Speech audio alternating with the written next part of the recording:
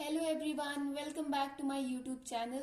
And students, this is my first video for students of class 9th and I will be going to teach you sciences for class 9th. We will be making a whole series for class 9th as well as for class 11th chemistry. For 11th chemistry, I have already uploaded 2 videos. If any one of you want, then you can watch it over there. And for class 9th, I will be uploading the science lectures and my sister will be uploading the math lectures. So you will get science and math, both the subjects at the same channel. So you don't find it difficult to search for another channels. So you can also check maths lecture of class 9th in the same channel. So we will be continuing with the chapter 1 of class 9, that is matter in our surrounding. So I will be providing you the handwritten notes, and if you want the PDF of these notes, then you can tell me in the comment box. I will provide you a PDF of this in the description. So let's continue. First point is this: everything is in this universe is made up of material which scientists have named matter.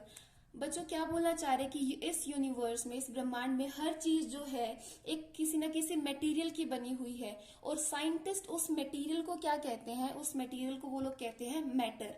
Example: the air we breathe, the food we eat, stones, clouds, stars, plants and even a small drop of water or a particle of sand, everything is matter. ये कहना चाह रहे हैं, example आपको दिए गए कि जो हवा हम लोग ब्रीथ करते हैं, खाना जो हम खाते हैं, पत्थर, क्लाउड, स्टार्स, मतलब हर चीज जो हमारे आसपास हम लोग देख सकते हैं, चाहे वो लिविंग हो या फिर नॉन लिविंग हो, हर वो चीज जो है किससे बनी हुई है? मैटर से बनी हुई है. अब ये देखते हैं कि मैटर की डेफिनेशन क्या होती है.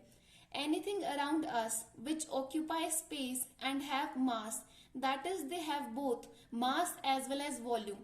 तो बच्चों, हमारे आसपास जो भी आपको चीजें दिखाई दे रही है, चाहे वो लिविंग है या फिर नॉन लिविंग है, हर वो चीज जिसने कोई ना कोई जगह ऑक्यूपाई कर रखी है और जिसका कोई ना कोई मास है, हर उस चीज को हम क्या कहते हैं? मैटर कहते हैं. इट मीन्स मैटर का दोनों चीजें होती है, उसका मास भी होता है एज वेल एज उसकी वॉल्यूम भी होती है. सेम टॉपिक जो है क्लास 11th की केमिस्ट्री में भी चला हुआ है, तो आपको लगेगा कि मीन्स सेम कंसेप्ट है, इसलिए बोलते कि 9th और 11th जो है आपस में को रिलेट करती है. तो आपको जो है काफी सारे टॉपिक्स यहाँ पे और 11th के वीडियोस में कॉमन दिखेंगे. थर्ड पॉइंट देखते हैं हम लोग. Early Indian philosophers classified matter in the form of 5 basic elements, the पंच तत्व. पहले के जो इंडियन फिलोसफर्स थे बच्चों, उन्होंने मैटर को माना था कि ये क्या है? Is the form of 5 basic elements. पहले वो लोग जो मानते थे कि हमारे सिर्फ 5 बेसिक एलिमेंट्स हैं, जिनको वो लोग पंच तत्व बोलते थे. और उन पंच तत्व में कौन कौन सी चीजें आती थी? Air, earth, fire, sky and water. Means वो लोग मानते थे कि इन 5 चीजों से जो है हर लिविंग नॉन लिविंग हर चीज जो है सिर्फ इन्हीं 5 चीजों से मिलकर बनी हुई है. ठीक है.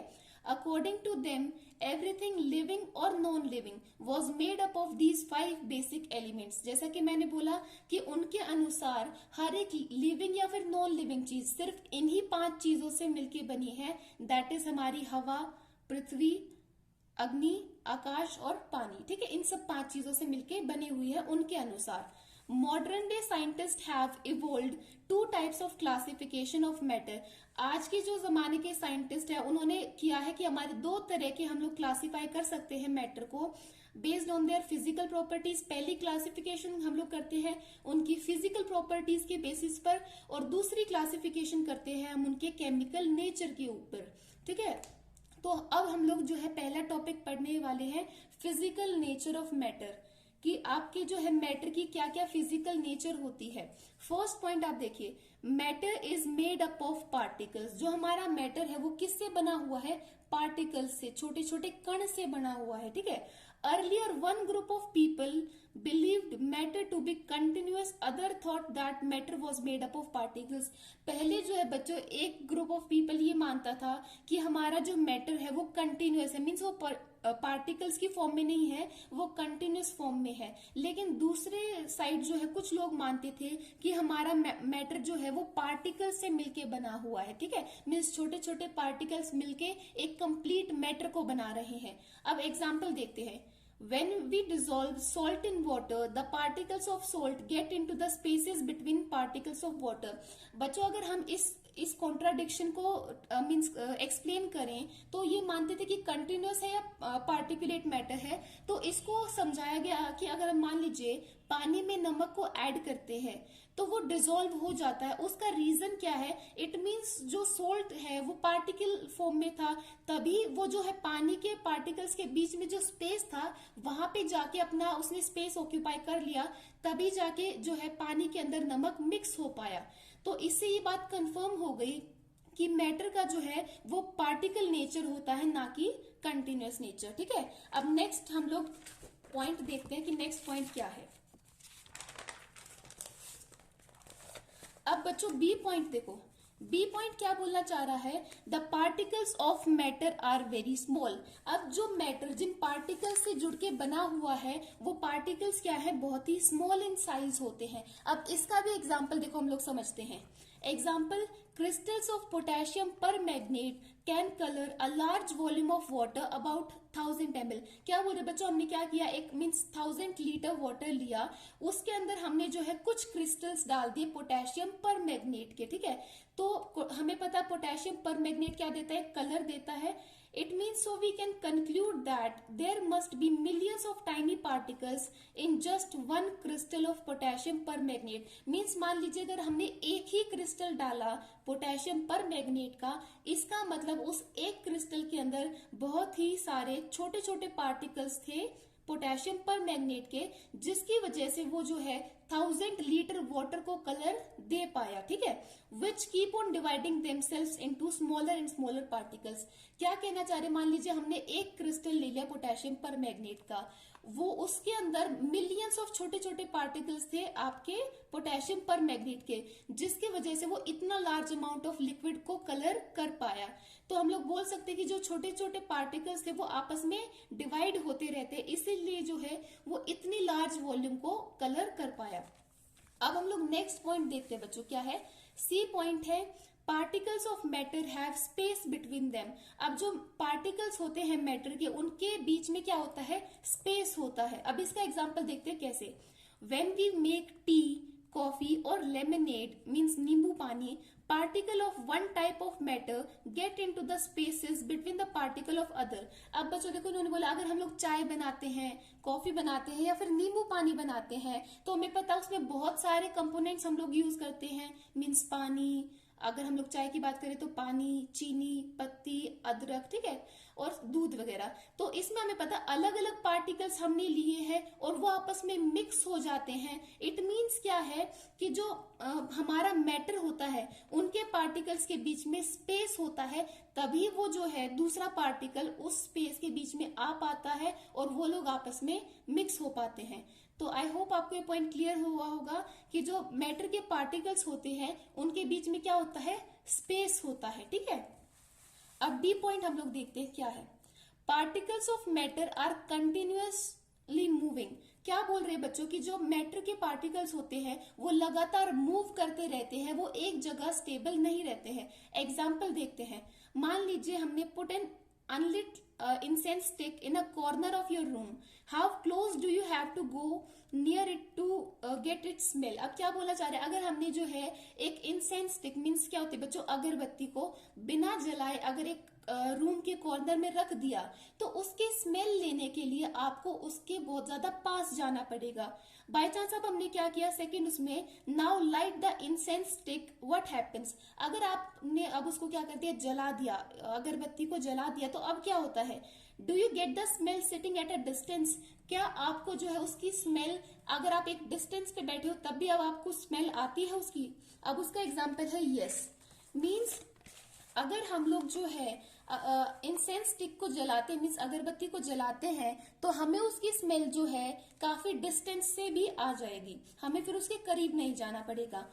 So we can conclude from the above example that particles of matter are continuously moving, that is they possess the kinetic energy। क्या बोल रहे हैं बच्चों? It means हम लोग बोल सकते हैं कि जो मैटर के पार्टिकल्स होते हैं, अब वो क्या कर रहे हैं, कंटिन्यूअसली मूव कर रहे हैं, क्योंकि हमने एक कॉर्नर पे लगाई थी अगरबत्ती, अब उसके पार्टिकल्स मूव करके कॉर्नर के दूसरे रूम के दूसरे कॉर्नर तक भी पहुंच गए हैं। ठीक है, तो हम लोग बोल सकते हैं कि मैटर के जो पार्टिकल्स है वो कंटिन्यूअसली मूव करते रहते हैं, यानी कि they possess kinetic energy. Kinetic energy बच्चों तब आती है जब कोई ना कोई मैटर या पार्टिकल मूव करता है। इट मीन्स मैटर के पास क्या होती है, काइनेटिक एनर्जी भी होती है।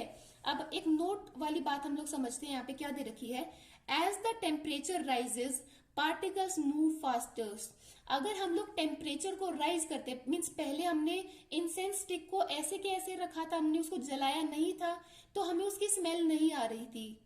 अब हमने क्या किया, इंसेंस स्टिक को जला दिया, इट मीन्स हमने उसको कोई ना कोई टेम्परेचर दे दिया, और जैसे ही हमने उसको टेम्परेचर दिया तो जो पार्टिकल्स है वो फास्टर मूव करना उन्होंने शुरू कर दिया। इट मीन्स क्या है कि with the increase in temperature the kinetic energy of the particles also increases. जैसे जैसे हम लोग टेम्परेचर को इंक्रीज करते हैं वैसे वैसे हमारे पार्टिकल्स की जो काइनेटिक एनर्जी है, यानी कि जो मूव करने की एनर्जी है, वो भी क्या हो जाती है, इंक्रीज हो जाती है। ठीक है, आई होप आपको यहाँ तक समझ में आया होगा।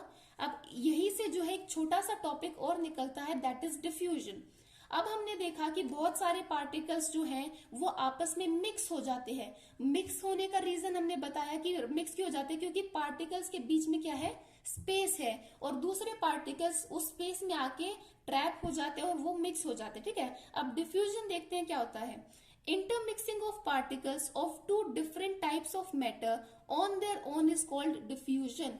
दो अलग तरह के मैटर का आपस में इंटरमिक्स होना, उनके पार्टिकल्स का क्या होना, इंटरमिक्स होना, अपने आप इंटरमिक्स होना, इस प्रोसेस को हम लोग कहते हैं बच्चों डिफ्यूजन। या फिर हम लोग बोल सकते हैं movement of particles generally from a region of higher concentration to a region of lower concentration is also known as diffusion. मान लीजिए हमने इंसेंस स्टिक का ही हम लोग एग्जाम्पल ले रहे हैं, हमने उसको रूम के कॉर्नर पे लगाया था, तो वहां पे जो है उस टाइम पे उसकी पार्टिकल्स की जो क्या थी, कंसंट्रेशन ज्यादा थी। अब वहां से उसके पार्टिकल्स ने मूव करना स्टार्ट कर दिया, मींस हायर कंसंट्रेशन से लोअर कंसंट्रेशन की तरफ मूव करना स्टार्ट कर दिया। तो इस प्रोसेस को हम लोग क्या कहते हैं, डिफ्यूजन कहते हैं। ठीक है, अब नेक्स्ट जो हमारा वो देखते हैं पॉइंट, लास्ट क्या रह गया है कि particles of matter attract each other. जो मैटर के पार्टिकल्स होते हैं, आपको पता है कि मैटर क्या होता है, एक बाउंड फॉर्म में होता है, मींस उसके, इसका मतलब क्या, उसके पार्टिकल्स के बीच में क्या है, एक फोर्स ऑफ अट्रैक्शन है, जिन्होंने आपस में एक दूसरे को रोक के रख रखा, इसीलिए वो लोग जो है आपस में एक दूसरे के करीब है। इसका एग्जाम्पल हम लोग देखते हैं, क्या दे रखा है समझाने के लिए। Take an iron nail, a piece of chalk and a rubber band. आपने क्या किया, तीन चीजें ले ली, एक तो आयरन की नेल मीन्स कील ले ली, एक चौक ले लिया और एक रबर बैंड ले लिया। रबर बैंड आपने देखा होगा, मीन्स वो जो रबर डालते हैं सामान वगैरह में, ठीक है, वो रबर बैंड।